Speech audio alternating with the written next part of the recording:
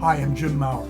Thanks for joining me here for Lesson 2. Today we're talking about pluralism in religion. Pluralism, like we talked last time, in a fallen world is good. Its main attribute is peaceful coexistence in a diverse society. We have so many different ideas in different realms that are important and affect us all: political, cultural, religious. And so in this world where there is such diversity, the peaceful coexistence is necessary. And so pluralism exists where each one can hold their respective belief. But as we pointed out last time, pluralism in the realm of truth claim cannot ultimately persist. There must be, where there's a truth claim, that means there's one truth. Their exclusivism will ultimately prevail. You can only believe one thing that's really, really true. Two opposing views of the truth cannot both be true. So every person should want to know the truth. Wherever there's a realm of truth claim, whether it's the example we used in the last lesson, the cosmological point of view regarding creation or evolution, both cannot be true. Whichever is true is very important to understand which is true because of the ramifications involved in that. So we should always be seekers of truth. We should always want the truth. That's how we live.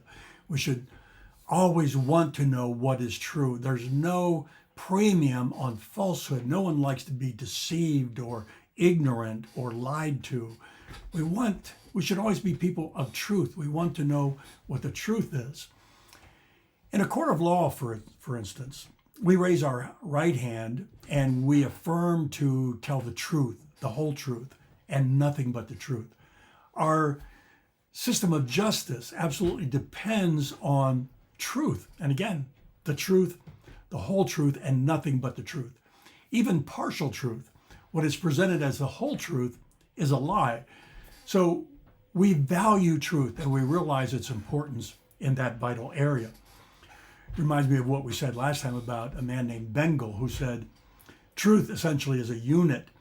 It accepts nothing foreign to it and denies nothing of itself.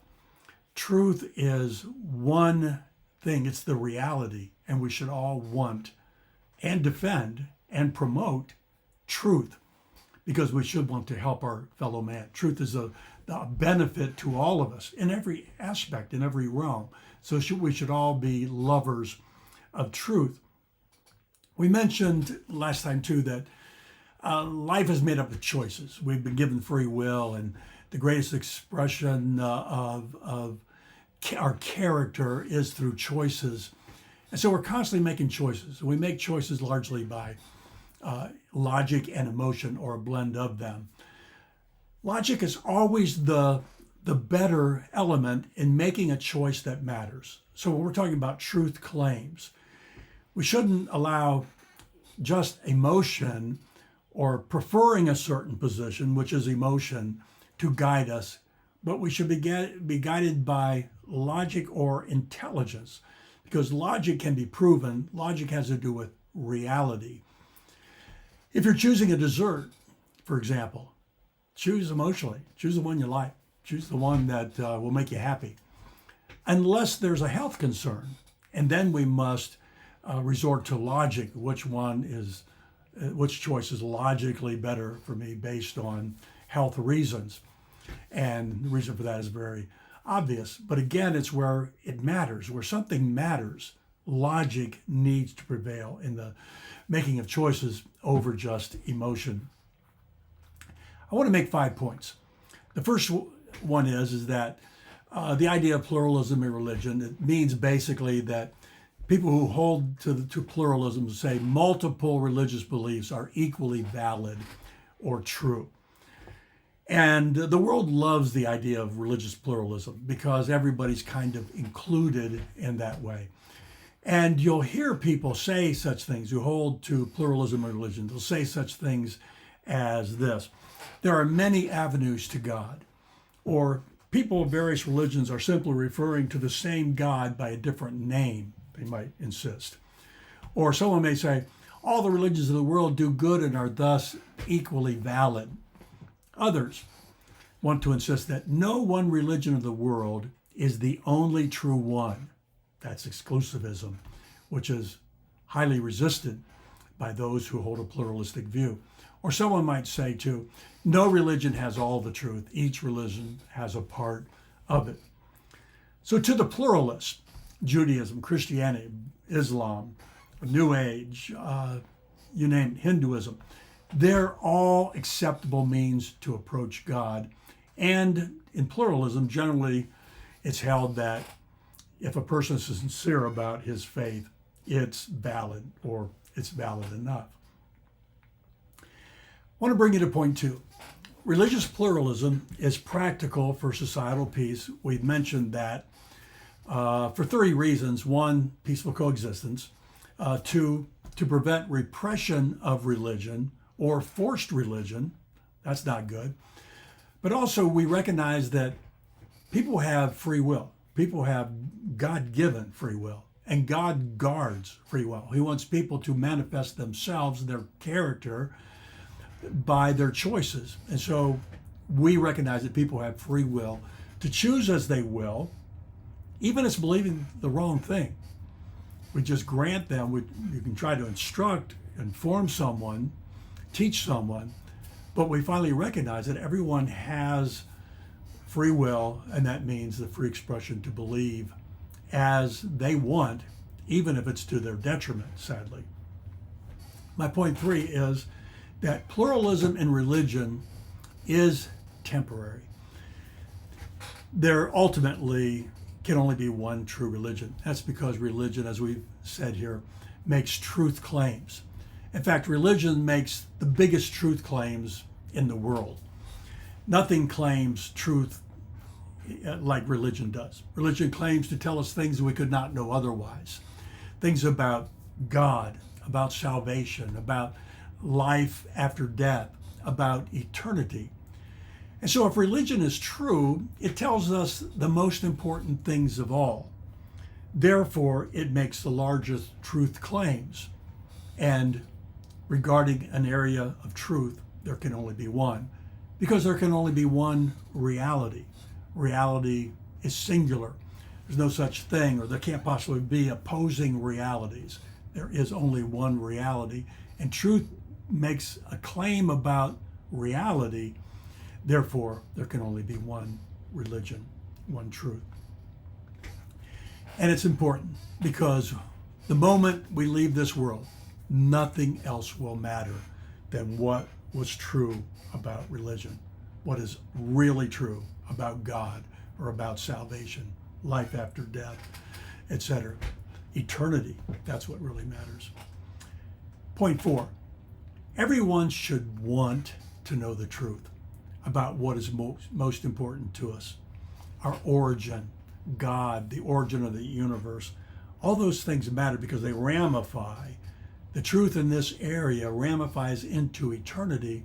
So everyone, you would think, every reasonable person would want to know what is the ultimate truth, because in ultimate reality, that singular truth is the most important thing there could possibly be. That's why I like to emphasize salvation doctrine, because to me, being saved is the most important thing in the world. To me, doctrine, the truth about reality, is the most important thing in the world. And so the emphasis of this website, especially on salvation doctrine, because I can't think, I've had people tell me there's more important things than doctrine, but I haven't been able to see what that could possibly be. Because ultimately, if we're not right with God, ultimately, if we're not saved, ultimately, if we're not fit for what we face in eternity, if we're not ready for heaven, then I can't think of anything else that really matters. So truth does matter. So everyone should want that, should want to know the truth about religion. It should be sought. The truth in this area should be sought by all persons, non-religious and religious. And if you're religious, no matter what that faith system that they now are in, they must still want to know, if I'm not in the truth, I want to be in the truth. And it should be sought by every person. In fact, actually, every person is religious. There is no person who's not religious. That's because everyone takes a faith position. Every single person. In fact, there is no realm in human experience of no faith. Even the atheist has a belief system. He believes there is no God.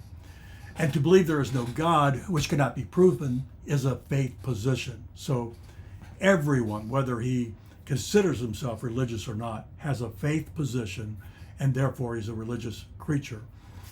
So, point 5, in the realm of religion, exclusivism does not exclude people. This is so important. Sometimes people, when you say you're an exclusivist, you believe there's one way, you believe there's one true religion, and immediately people can be offended. They think you're excluding others. They think you're eliminating them, pushing them out, putting up walls, whatever their way of expressing it may be. But exclusivism in religion does not exclude people. It excludes wrong ideas. Everyone is included in true religion. Anyone can embrace it. Anyone can believe the truth. The truth isn't barred, doesn't bar some people. Everyone can believe the truth and should want to, as we've said before. And so that is what is beneficial to people, to know the truth. Like I said, one moment after death, that's all that matters. So in the realm of religion, exclusivism doesn't exclude a soul, but it only excludes false ideas. And that's what we all ought to want. Never is ignorance, or never is falsehood a premium. Truth is what will prevail, and truth is what really, really matters. Summarizing what we've said here in this short lesson today, pluralism in religion, while necessary until we all come to the unity of the faith, is ultimately temporary, because there is only one reality. Another thing in summary, religion tells us the most important things of all. And those things we ought to be most concerned about and most earnest in our pursuit of truth. We must be earnest in those things. And my third point in summary is everyone should want to know which religion is true for all the apparent important reasons that I mentioned. One moment after death. Nothing else will matter than that. We should all want to know the truth and be seekers of it. And then finally, repeating again my fifth point here in summary, in the realm of religion, exclusivism does not exclude people. It actually invites people to the one truth. It only excludes wrong ideas, and we ought all to be in favor of that. Thanks for joining me. Hope to see you next time. And in lesson 3, we will talk about this. Jesus was an exclusivist. All right. God bless.